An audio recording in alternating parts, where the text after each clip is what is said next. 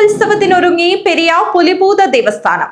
പൂരക്കാലം മുൻനിർത്തി പണിത സ്നാനക്കുളത്തിന്റെ സമർപ്പണ ചടങ്ങ് നടന്നു.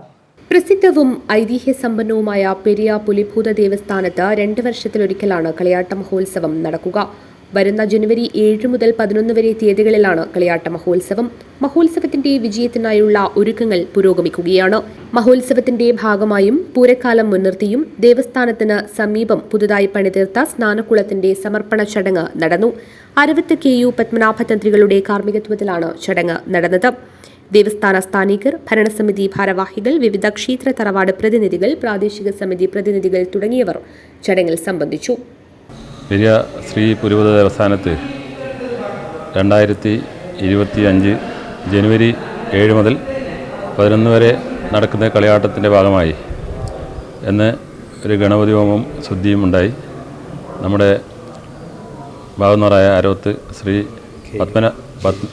പത്മനാഭ KU പത്മനാഭ തന്ത്രി ഇതിൻ്റെ ശുദ്ധികലശവും അതിനോടനുബന്ധിച്ച് ക്ഷേത്രത്തിൽ പഴയകാലം മുതലേ ഒരാഗ്രഹം ഉണ്ടായതാണ് ഒരു ക്ഷേത്രക്കുളം വേണമെന്ന്. അതിൻ്റെ ഒരു ഉദ്ഘാടന കർമ്മവും കൂടി ശ്രീ തന്ത്രികൾ നിർവഹിക്കുകയുണ്ടായി. നമ്മുടെ പഴയകാലത്ത് ഇവിടുന്ന് ഏകദേശം ഒരു 2 കിലോമീറ്റർ അപ്പുറം കടയങ്ങാനം എന്ന സ്ഥലത്താണ് നമ്മുടെ പൂരം കുളി ഉണ്ടായത്. അപ്പോൾ നമ്മുടെ ഇന്നത്തെ സാഹചര്യം വെച്ച് നമുക്ക് പോകാനും വരാനുള്ള പ്രയാസങ്ങളും അതിൻ്റെ നമ്മുടെ പ്രശ്നചിന്തയിൽ കണ്ട ഭാഗമായി ക്ഷേത്രത്തിന് ഇവിടെ തന്നെ ഒരു ക്ഷേത്രക്കുളം നിർമ്മിക്കണമെന്നുള്ളത് പ്രശ്നചിന്തയിൽ തന്നെ പറയുകയുണ്ടായി.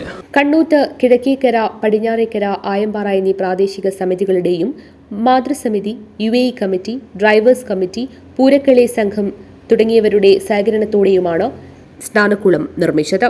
ജനുവരി 7 മുതൽ 11 വരെ തീയതികളിൽ നടക്കുന്ന കളിയാട്ട മഹോത്സവത്തിൽ വിവിധ തെയ്യങ്ങൾ അരങ്ങിലെത്തും.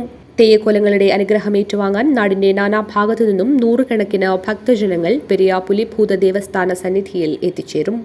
News bureau, Periya.